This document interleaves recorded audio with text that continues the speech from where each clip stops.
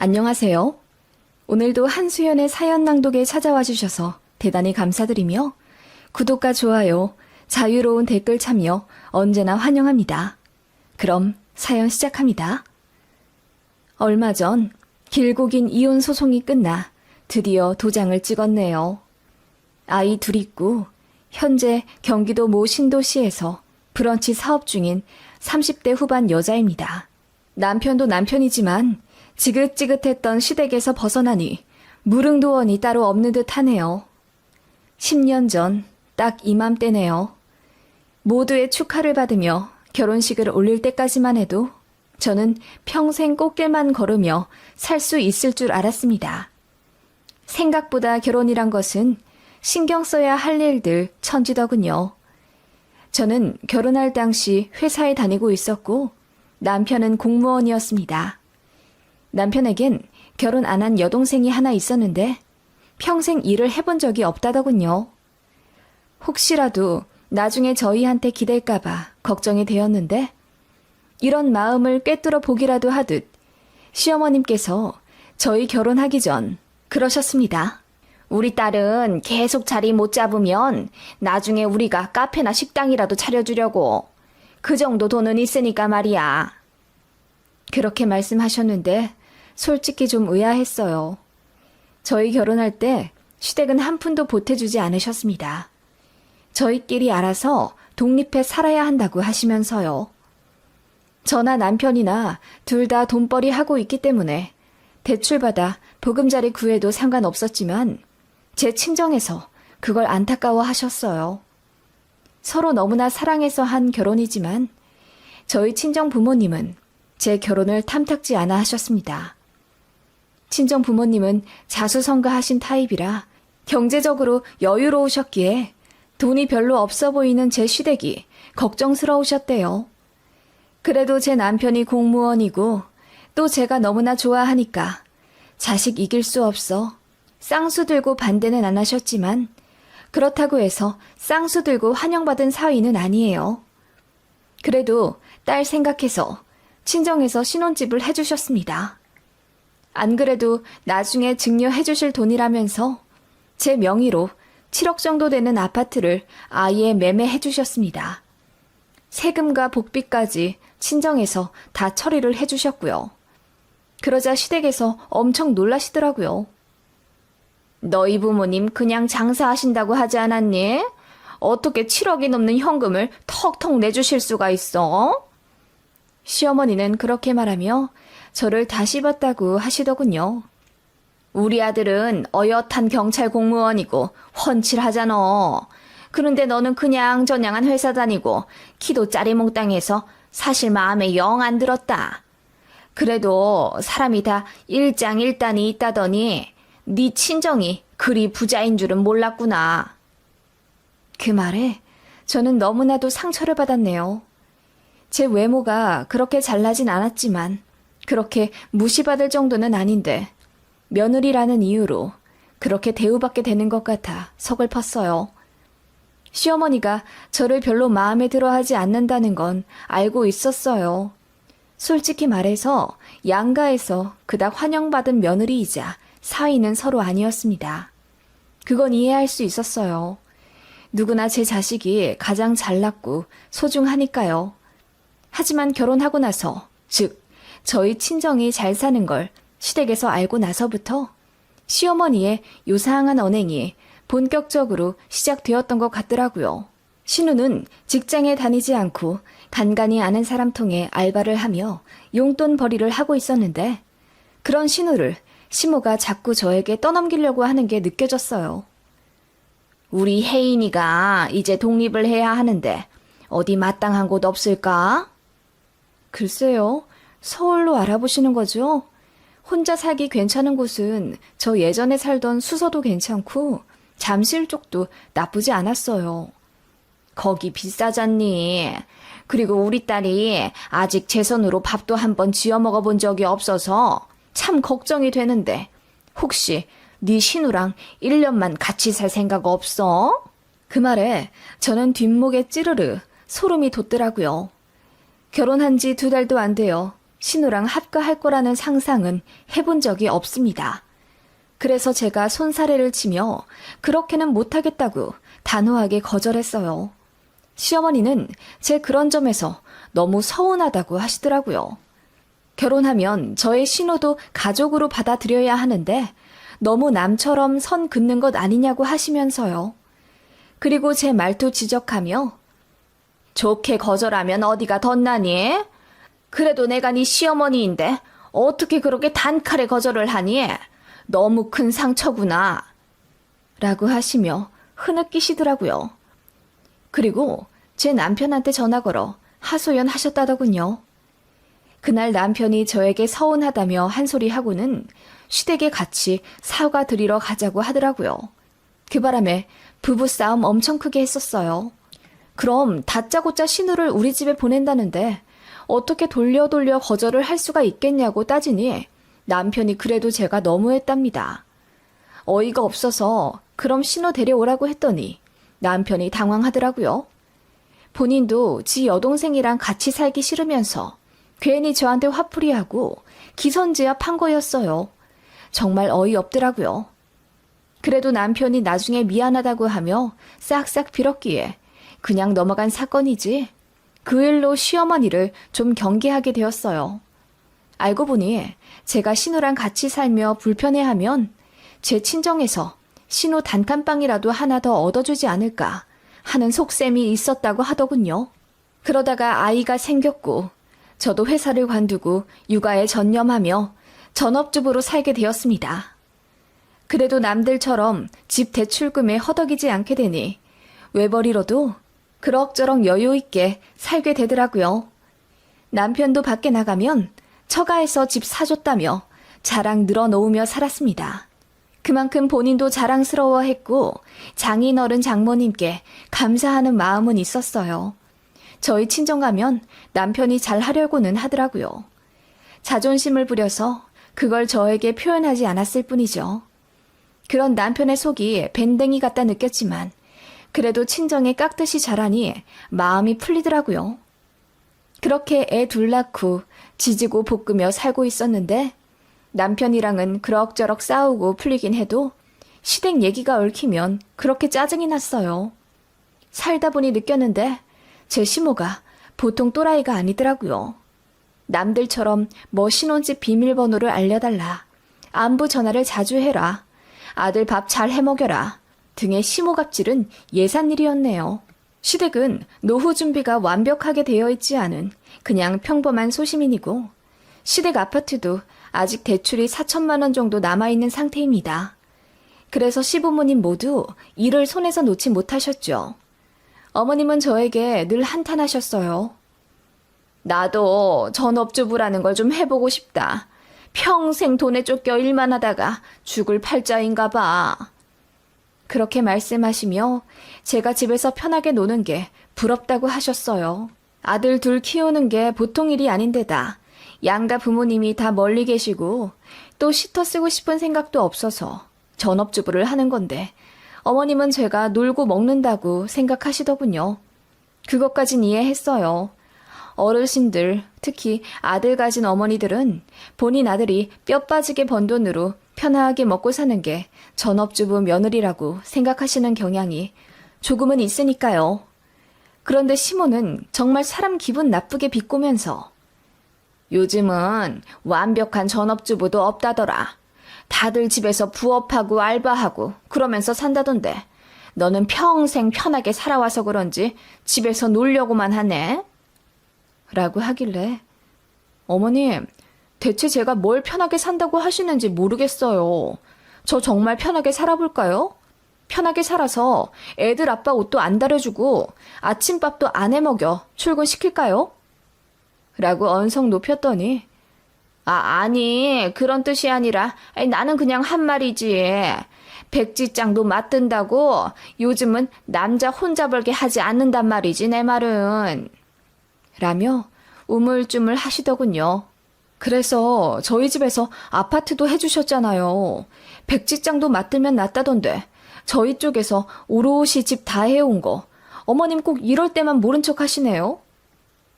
저도 애 둘 낳고 결혼한 지 5, 6년 차가 되어갔을 땐 어느새 어머님의 이상한 말에 따박따박 반격을 하게 되더라고요. 어머님은 그런 제가 무섭다 하셨습니다. 차라리 무서워하시는 게 낫죠.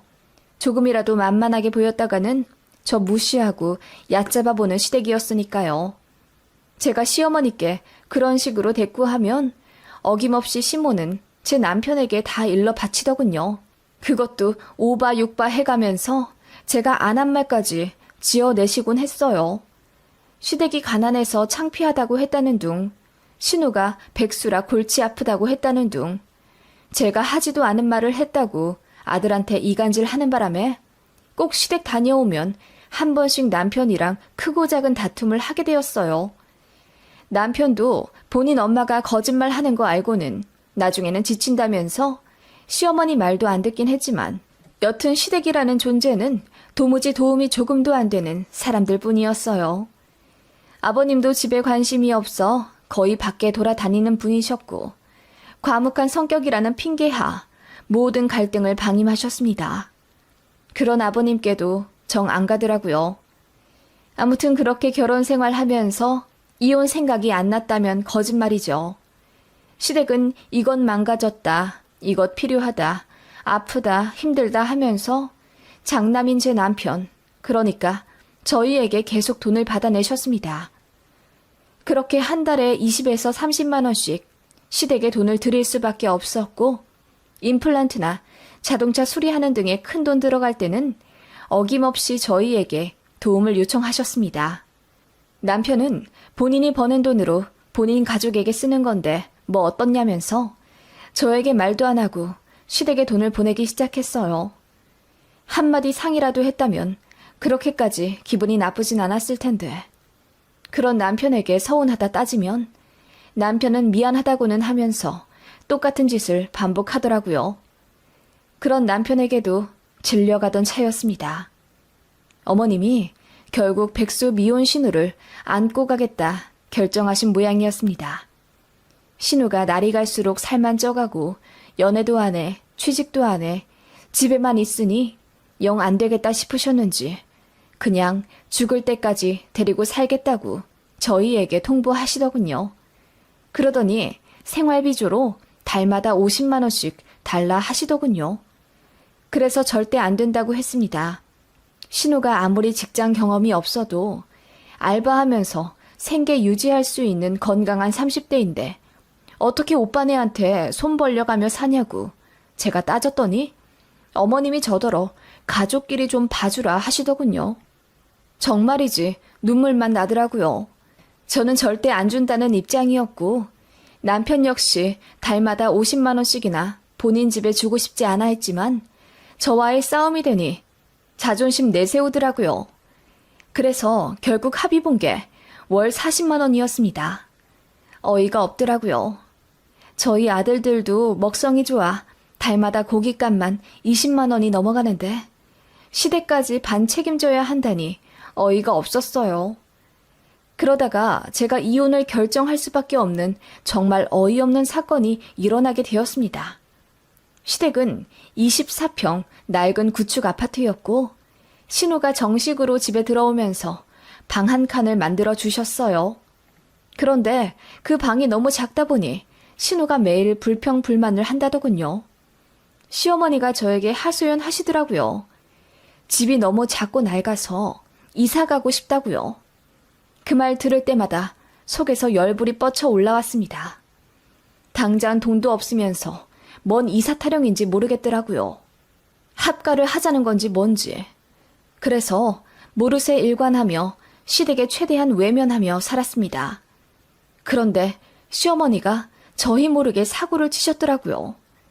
시댁 동네에 5년 된 신축 아파트가 있는데 어머님이 시장 오가시며 거길 그렇게 부러워하셨어요. 저 아파트는 현관 들어갈 때 비밀번호 치고 들어간다더라. 나도 저런 집에서 좀 살고 싶어. 그게 내 평생 소원이다. 1층 현관 입구에서 비밀번호 치고 들어가는 거. 그런 말을 몇 번 하셨지만 모르는 척 했는데 어느 날 어머님이 그 집을 매매하셨답니다. 남편이 우거지 죽상으로 집에 들어오길래 왜 그러냐고 했더니 처음에 숨기더라고요. 아무래도 이상해서 계속 캐물었더니 우리 엄마가 집을 사셨대. 지금 사는 집이 3억 중반인데 그거 팔고 옆 동네 신축 아파트로 가시겠다나 봐. 싸게 나온 집이 있어서 바로 매매를 하셨다면서 나더러 계약금 좀 넣어달라고 전화가 왔어. 그 말에 저는 앞이 캄캄해졌습니다. 그래서 어머님께 전화해 자초지종을 물으니 그렇게 싸게 나올 집이 아닌데 부동산에서도 빨리 잡으라고 하더라고. 그래서 집 보러 갔더니 세상에 너무 좋은 거야. 그 집이 내년 되면 10억도 될 수 있다고 하더라고.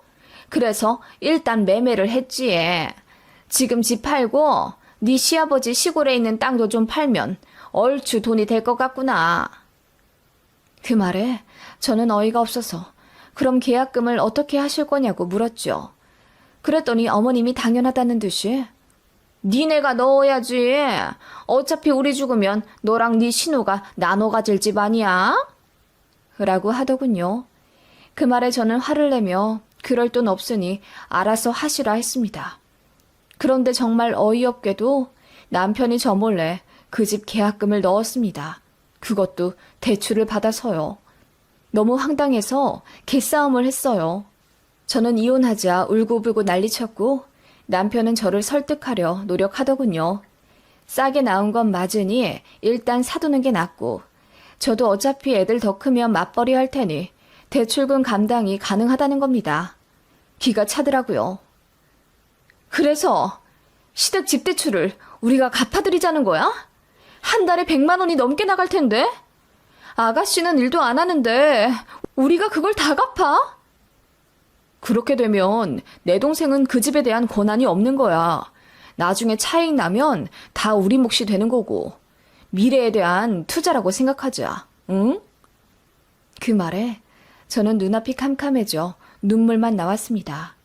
남편도 그렇고 시댁도 그렇고 도무지 정상 하나 없는 집안이라는 생각에 이혼밖에 떠오르지 않더군요.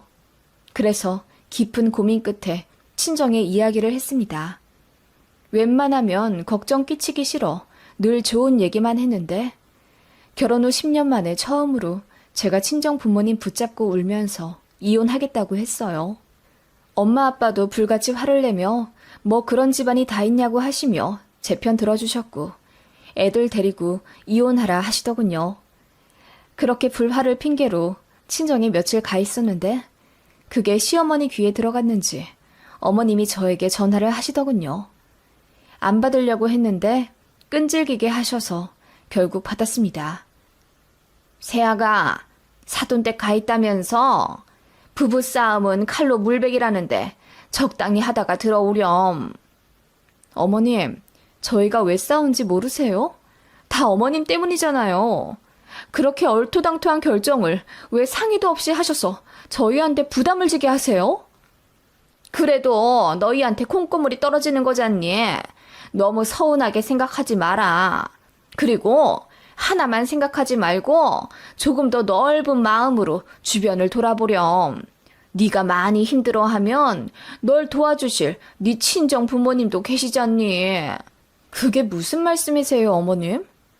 그러자 시어머니가 정말 황당한 말을 하더라고요. 사돈댁 잘 사시잖니. 딸이 힘들면 돈 좀 주시겠지. 너도 여우같이 굴면서 손 좀 벌려봐. 그게 나쁜 게 아니야.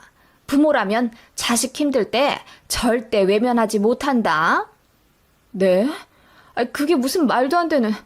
그럼 시댁집 대출금을 저희 친정에서 갚아주란 말씀이세요? 왜 우리 집이니? 나중에 다 니들 재산이 될 건데 너무 고깝게 생각하지 마. 그리고 너는 일도 안 하잖니. 자기 자식이 10년째 전업하면서 사위가 벌어다주는 돈으로 생활하는데 아마 사돈댁에서도 부채감이 있으실 거야. 그리고 잘 사시는데 뭔 걱정이야. 나도 사돈댁 덕 좀 보자. 그 말에 저는 어이가 없어서 헛웃음이 나왔습니다. 어머님, 정말 어이없네요. 부채감이라뇨. 그러는 어머님은 아들 장가 보내는데 돈 한 푼 안 보태주시고 사돈댁에서 집까지 해주신 거 보셨으니 부채감이 상당하시겠네요. 그러면서 말도 없이 돈 사고 쳐서 며느리 어깨에 짐만 더 얹어주시고요. 제가 열받아 소리치며 따져 묻자 어머님이 당황해하며 말을 더듬으시더라고요. 아니, 너 내가 왜 그렇게 삐딱하니? 어른이 그런 말도 못하니? 너 성격 참 별나다. 어머님 성격이 더 별나요. 그냥 가만히 좀 계셔주시면 안 되나요? 가뜩이나 모자란 시대 커버하며 사느라 저는 사리가 나올 것 같거든요. 제 말에 시어머니가 크게 놀라더니 어떻게 그런 말을 하냐면서 서운하다 난리 치시더라고요. 그러거나 말거나 저는 이혼하겠다고 했습니다. 친정에 다 이야기했고 조만간 재산 분할해서 아예 갈라설 거라고 했더니 어머님 첫마디가 그럼 우리 집은? 이더군요. 그래서 알아서 하시라 하고 끊었습니다. 시댁이랑 남편이 뒤집어졌나 보더라고요. 남편은 제 친정집에 찾아와 무릎 꿇고 싹싹 빌며 자기가 잘못했다고 시댁 영 끊고 살겠다고 울면서 말했지만 저희 친정아빠가 극대노하며 당장 꺼지라고 하셨습니다. 너 같은 인간 믿고 딸 내준 본인이 바보 같다 하시면서요. 정말 어이없는 게 남편은 시댁집 대출 못 갚으면 저희 집까지 팔 생각을 했나 보더라고요. 그래서 세금 운운하며 공동명의를 한 해 만에 했었는데 그게 다 시커먼 속내가 있었을 줄 꿈에도 몰랐네요. 남편이랑 시어머니는 그 집 계약금도 이미 대출해서 낸 상황이라 빼도 박도 못한다며 울부짖었습니다. 그리고 이혼은 절대 못해준다길래 결국 변호사 선임해서 이혼 소송을 하게 되었죠. 남편이 처음에 저희 친정 부모님이 사주신 집을 반반 분할해달라고 하더라고요. 어이가 없었습니다. 그래서 온갖 증거 다 들이밀어 남편을 유책으로 만들었는데 그 과정이 참 힘들었어요. 결국 제가 승소했고 위자료는 1,000만 원에 아이 양육비 다달이 60만 원 받기로 결정났습니다. 집은 제가 그대로 가져왔고요. 소송 2년간 얼마나 피말리는 싸움이었는지 모릅니다. 아빠가 너무 열받는다며 변호사 한 분 더 붙여주셨어요. 그 덕분에 승소한 것 같고요. 승소 판결 나자 전시모가 저한테 전화해서 한 번만 봐달라, 다시 한번 생각해달라 빌더라고요. 그래서 바로 차단해버렸네요. 더 볼 것 없는 남편도 저에게 뒤늦게 울고불고 빌며 집 달라는 헛소리도 안 하고 시댁이랑 연 끊고 부모님 안 보고 살 수 있으니 제발 다시 합치자 난리더군요. 제가 쌍욕하며 소리 지르니 다시 연락은 없었습니다. 애들은 아빠와 한 달에 2번씩 교섭 가지며 살고 있어요. 애들 통해 얘기 들어보니 어차피 감당 안 될 집이라 바로 내놓으셨다고 하더라고요. 그런데 그동안 집값은 내려갔고 문제는 바로 팔리지도 않는다는 거예요. 결국 손해만 1억이 넘게 잡히는 것 같더라고요. 애들 고모도 대출금이 허덕여 결국 공장 나가 죽을 둥 살 둥 버티며 일한다고 하더라고요. 애 아빠도 번 돈 거의 다 부모님 드리고 그것도 모자라 대출까지 더 받았다고 해요. 어머니의 돈 사고에 온 가족 파탄나 힘들어하게 된 거죠. 저도 참 어리석었지만 그래도 빨리 탈출해 다행이라고 생각해요. 마침 제 이름으로 넣은 청약이 당첨되어 이혼 후 신도시로 이사왔고 전에 살던 집 한 차액으로 작은 브런치 레스토랑 열었네요. 다행히 입소문이 나서 잘 되고 있어요. 지난달에는 한 달 매출 1,200만 원이 넘었네요. 모든 게 부모님 덕분이라고 생각합니다. 잘못된 선택으로 속 썩이게 만든 죄 평생 갚으며 효도하려고요. 저희 친정 부모님과 애들 살뜰하게 챙기며 남은 날 행복하게 살겠습니다.